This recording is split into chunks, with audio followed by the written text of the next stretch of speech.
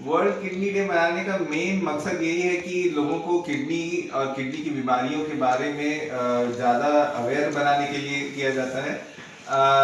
देखिए, किडनी की बीमारी जैसे जैसे डायबिटीज़ और हाइपरटेंशन का प्रकोप बढ़ता जा रहा है, वैसे वैसे किडनी की बीमारी बढ़ती जा रही है। ये बहुत लोगों को अफेक्ट करती है। इंडिया में कम से कम कहीं कि 100 करोड़ लोगों को क्या कहते हैं 10 करोड़ लोगों को अफेक्ट करती है। तो हम लोग अगर किडनी की बीमारी के बारे में जागरूकता ज़्यादा फैलाएंगे तो उससे किडनी की बीमारी जल्दी पकड़ में आएगी और उसका इलाज हम लोग अच्छे तरीके से कर पाएंगे। पहले युवा होते हैं उनको भी किडनी की समस्याएं हो रही हैं, तो क्या कारण है इसके? क्वेश्चन क्या कहते हैं?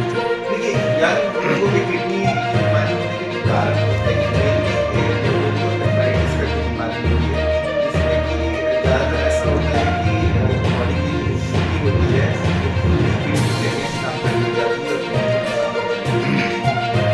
वैसे केस में अगर किसी भी एक आदमी को डायबिटीज चला रही हो, पेशाब में बुखार आ रहा हो या फिर उसको जो पेशाब है वो कम हो रहा है ना, अगर सांस फूल रही हो, तो ऐसी कंडीशन में किडनी की जांच जरूर करानी चाहिए। सक्सेस रेट और फेलियर का रेट जो होता है उसको मापने के लिए बहुत सारे अलग अलग ये होते हैं, तरीके होते हैं। जो हम लोग के लिए से जो मेन शॉर्ट तरीका होता है, पहली बात तो ये जानना जरूरी है कि भाई अगर डायलिसिस है ही तो ट्रांसप्लांट भी करा रहे हैं ना। तो डायलिसिस अगर है तो ट्रांसप्लांट जो होता है वो लोगों को एक बेटर लाइफ देता है।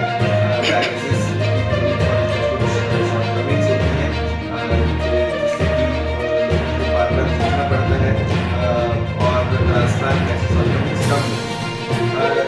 तो फेलियर किडनी ट्रांसप्लांट के फेलियर में दो मेन कारण होते हैं।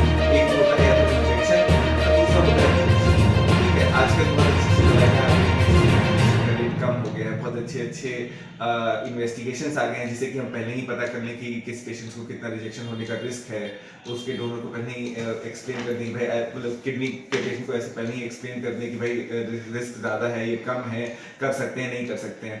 दूसरा जो इन्फेक्शन है, इन्फेक्शन के लिए भी दवाइयाँ आजकल अच्छी आ गई हैं और हमारा कोशिश यही रहता है कि हम इन दोनों को बैलेंस बना के रखें और इस अगर बैलेंस सही बैठ जाता है तो किडनी ट्रांसप्लांट का सक्सेस रेट बहुत अच्छा होता है और कोई दिक्कत नहीं होती। प्रॉब्लम ये आ जाती है अगर ये बैलेंस बिगड़ जाए ना, ऐसे केस में थोड़ा बहुत किडनी के जो ट्रांसप्लांट के मरीज होते हैं का चांस होता है। ये रिस्क जो होता है और 100 पेशेंट्स इंडिया का भी जो डेटा है उसमें है कि अराउंड 5 से 5% को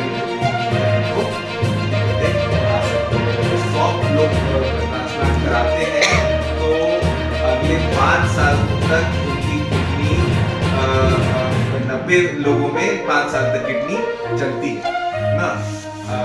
ऐसा बहुत कम होता है कि ट्रांसप्लांट हुआ और अचानक कुछ हो गया ना। और वो 5 साल में उनका जो लाइफ होता है वो डायलिसिस के कंपैरिजन में बहुत ज़्यादा अच्छा होता है। अलग से नमक नहीं लेना खाने ना, उससे क्या कहते हैं हाइपरटेंशन होने का रिस्क बढ़ जाता है, डायबिटीज से बचना